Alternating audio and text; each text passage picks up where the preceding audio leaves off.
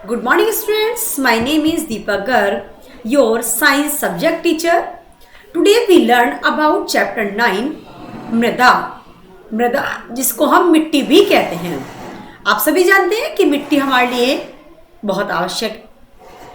पुराने समय में बच्चे अपनी ग्रोथ करते थे, वो मिट्टी में ही खेलते रहते थे।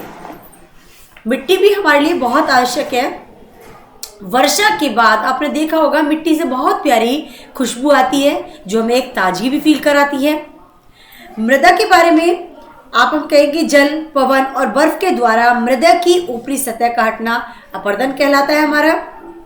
तो आइए हम स्टडी करते हैं व्हाट इज मृदा। तो मृदा सबसे महत्वपूर्ण प्राकृतिक साधनों में से एक है। यह पादपों की जड़ों को दृढ़ता से थामे रखकर उन्हें जल और पोषक तत्वों की आपूर्ति करके उनकी वृद्धि में सहायता करती है। यह अनेक जीवों को आवास भी देती है। कृषि के लिए मृदा अनिवार्य है। कृषि हम सभी को भोजन, कपड़ा और आश्रय प्रदान करती है, इसलिए मृदा हमारे जीवन का अभिन्न भाग है। पहली वर्षा के बाद मृदा की सौंधी गंध ताजगी भर देती है। 9.1 पर आ जाइए। मृदा जीवन से भरपूर है। वर्षा ऋतु में एक दिन पहेली और बूझो ने मृदा में से एक केंचुए को बाहर आते देखा। तो पहेली ने सोचा कि क्या मृदा के अंदर और भी जीव रहते हैं। तो आइए हम इसके बारे में स्टडी करते हैं। जैसा कि आपको हमने भी बताया था कि मृदा एक तो पौधों की जड़ों को प्रॉपर रखती है, उनको भोजन भी प्रदान मिल जाता है उससे, और दूसरे जीवों को आवास भी देती है। तो विभिन्न स्थानों से मृदा के कुछ नमूने एकत्रित कीजिए और उनको ध्यानपूर्वक देखिएगा। इसके लिए आप हैंडलेस आवर्तक लेंस का उपयोग कर सकते हैं। प्रत्येक नमूने का ध्यानपूर्वक निरीक्षण करेंगे, आप पाएंगे कि मिट्टी में अलग अलग कुछ ना कुछ डिफरेंट मिला है आपको। मृदा का उपयोग किया, उसमें उन्हें खेलना पसंद है, यह वाकई बहुत मनोरंजक है। मृदा के उपयोग की एक सूची बनाइए कि आपको मृदा कहाँ कहाँ उपयोगी है। अब मुझे जानना चाहती है कि सड़क के किनारे और बगीचे में एकत्रित किए गए नमूनों में मुझे प्लास्टिक की वस्तु और पॉलीथीन की थैलियों के कुछ टुकड़े क्यों मिले हैं। अब पॉलीथीन की थैलियां, आप देखिएगा राह चलते लोग कुछ खाते हैं और सड़क पर ही उन पॉलीथीन को फेंक देते हैं। अब हवा की तेज जब मार उनके ऊपर पड़ती है तो वो पॉलीथीन गल जाती है और वो क्या होती है, छोटे छोटे टुकड़ों में बिखर जाती है और वो मिट्टी में मिल जाती है। तो पॉलीथीन की थैलियां और प्लास्टिक मृदा को प्रदूषित करते हैं। ये मृदा में रहने वाले जीवों को भी हानि पहुंचाते हैं, इसलिए पॉलीथीन की थैलियों और प्लास्टिक की वस्तुओं के उपयोग पर प्रतिबंध की मांग की जा रही है। अनेक प्रकार के अपशिष्ट पदार्थ, रसायन तथा पीड़ानाशी मृदा को प्रदूषित करते हैं। जैसे अपशिष्ट पदार्थों, रसायनों को मृदा में निर्मुक्त करने से पहले उन्हें उपचारित किया जाना चाहिए। पीड़क नाशियों का उपयोग कम से कम किया जाना चाहिए। मैं जानना चाहती हूँ कि क्या खेत की मिट्टी का उपयोग खिलौनों को बनाने में किया जाता है। 9.2 में आ जाइए। मृदा परिच्छेदिका। अब क्या होती है मृदा परिच्छेदिका? मृदा परिच्छेदिका, आप थोड़ी सी मिट्टी लीजिए, ठेले को अपने हाथों से तोड़कर उनका चूर्ण बना लें। अब 3/4 जल से भरा कांच का एक गिलास लीजिए, उसमें मुट्ठी भर मिट्टी अंदर डाल दीजिए। अब आप क्या पाएंगे उसमें, इसे किसी छड़ से अच्छी तरह से मिलाइए जिसमें मृदा पानी से में मिल जाए। अब इसे कुछ देर के लिए ऐसे ही रहने दीजिए। कुछ समय बाद गिलास के पानी को देखिए और निम्नलिखित प्रश्नों के उत्तर दीजिएगा। क्या आपको कांच के गिलास में विभिन्न साइजों के कणों की परतें दिखाई देती हैं? परतों को दर्शाते हुए एक चित्र बनाइए। क्या जल में कुछ मृत अथवा सड़ी गली पत्तियों के टुकड़े अथवा जंतु अवशेष तैरते दिखाई दे रहे हैं? मृदा में उपस्थित सड़े गले जैव पदार्थ ह्यूमस कहलाते हैं। मृदा में उपस्थित सड़े गले जैव पदार्थ हमारे ह्यूमस कहलाते हैं। आप शायद जानते होंगे कि पवन, जल और जलवायु की क्रिया से शैलों के टूटने के कारण मृदा का निर्माण होता है।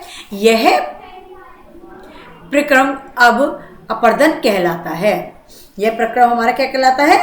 अपक्षय कहलाता है, जिनसे इसका निर्माण हुआ है। और यह वनस्पतियों की किस्मों पर भी निर्भर करती है और इसमें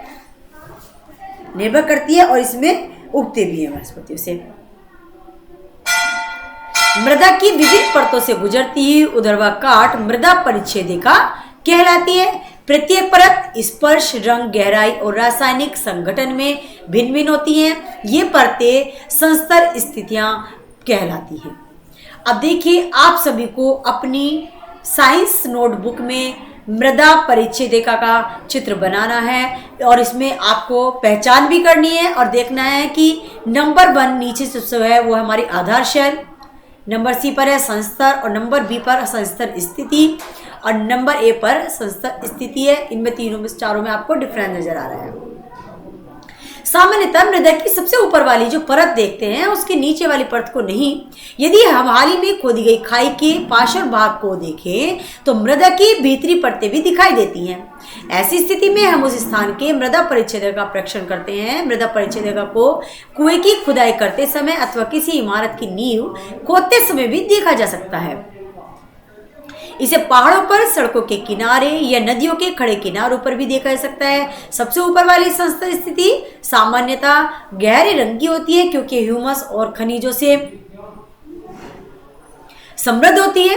ह्यूमस मृदा को उर्वर बनाते हैं और पादपों को पोषण प्रदान करते हैं। यह परत सामान्यतः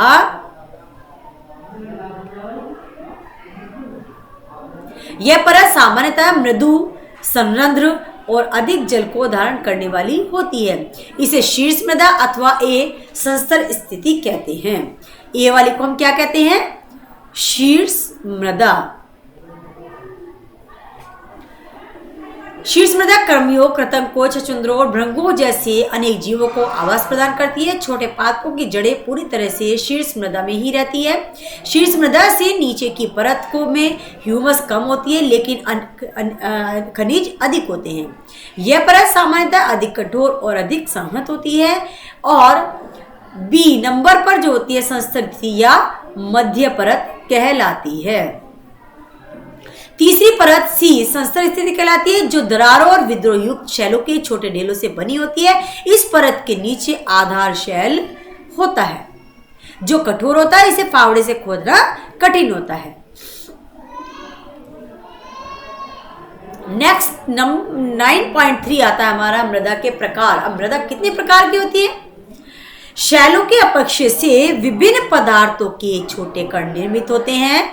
इसमें बालू और चिकनी मिट्टी क्ले सम्मिलित हैं। किसी मृदा में बालू और चिकनी मिट्टी का अनुपात उस मूल शैल पर निर्भर करता है जिससे उसके कण बने होते हैं। शैल कणों और ह्यूमस का मिश्रण मृदा कहलाता है। जीवाणु जैसे बैक्टीरिया, पादप मूल, केंचुए जैसे जीव भी मृदा के महत्वपूर्ण अंग होते हैं। मृदा को उसमें पाए जाने वाले विभिन्न आमाप के कणों के अनुपात के आधार पर वर्गीकृत किया जा सकता है। यदि मृदा में बड़े कणों का अनुपात अधिक होता है तो वह बलुई मृदा कहलाती है। यदि बारीक सूक्ष्म कणों का अनुपात अपेक्षाकृत अधिक होता है तो यह हमारी मृण्मय मृदा कहलाती है। यदि बड़े और छोटे कणों की मात्रा लगभग समान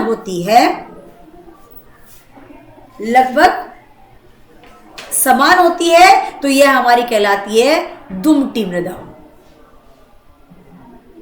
दुमटी मृदा कहलाती है। मृदा का वर्गीकरण कितने रूप में हो गया हमारा? नंबर 1 बलुई मृदा, नंबर 2 मृण्मय मृदा और नंबर 3 दुमटी मृदा के रूप में किया जा सकता है। तो स्टूडेंट, आज के इस वीडियो में हम अपनी इस चैप्टर 9 को यही स्टॉप करते हैं।